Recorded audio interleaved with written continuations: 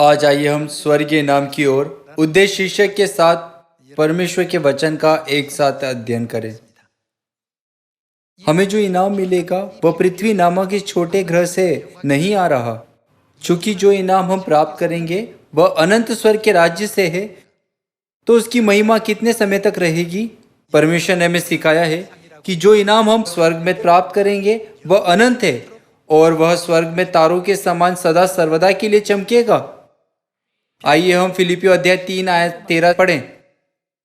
हे भाइयों, मेरी भावना यह नहीं कि मैं पकड़ चुका हूं, परंतु केवल यह एक काम करता हूं कि जो बातें पीछे रह गई है उनको भूलकर आगे की बातों की ओर बढ़ता हुआ किसकी ओर दौड़ता हूं?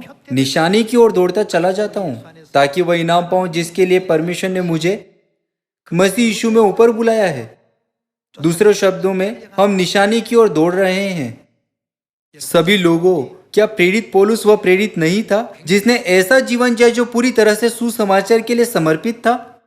यह कहता है कि वह उस गौरवशाली इनाम को जीतने के लिए जो परमेश्वर उसे प्रदान करेंगे, निशानी की ओर भी दौड़ा।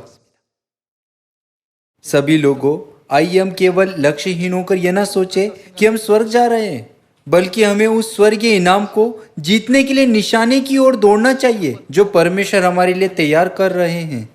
यहाँ प्रेरित पौलुस ने कहा कि वह निशाने की ओर दौड़ा चला जाता था।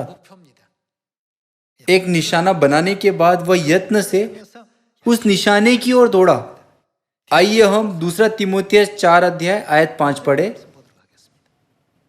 पर तू सब बातों में सावधान रह, दुख उठा, सुसमाचार प्रचार का काम कर और अपनी सेवा को पूरा कर, क्योंकि अब मैं अग्र के समान उंडेला जाता हूं और मेरे कूच का समय आ पहुंचा है। मैं अच्छी कुश्ती लड़ चुका हूं, मैंने अपनी दौड़ पूरी कर ली है, मैंने विश्वास की रखवाली की है। भविष्य में मेरे लिए क्या रखा हुआ है?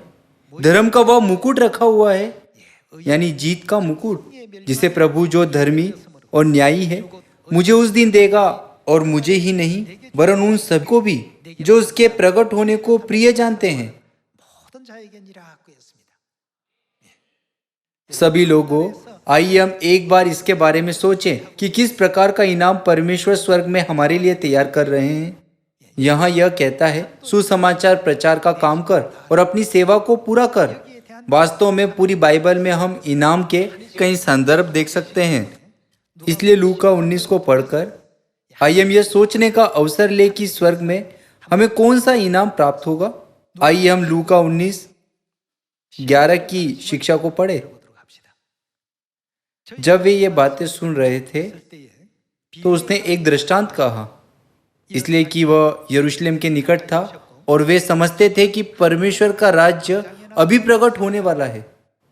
अतः उसने कहा, एक धनी मनुष्य दूर देश को चला ताकि राजपद पाकर लौट आए। उसने अपने दासों में से 10 को बुलाकर उन्हें 10 मोहरें दी और उनसे कहा, मेरे लौट आने तक लेन देन करना।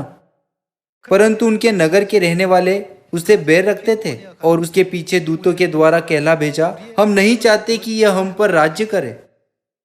जब वह राजपद पाकर लौटा तो ऐसा हुआ कि उसने अपने दासों को, जिन्हें रोकड़ दी थी, अपने पास बुलवाया ताकि मालूम करे कि उन्होंने लेन देन से क्या क्या कमाया। तब पहले ने आकर कहा, हे स्वामी, तेरी मोहर से 10 और मोहरें कमाई है।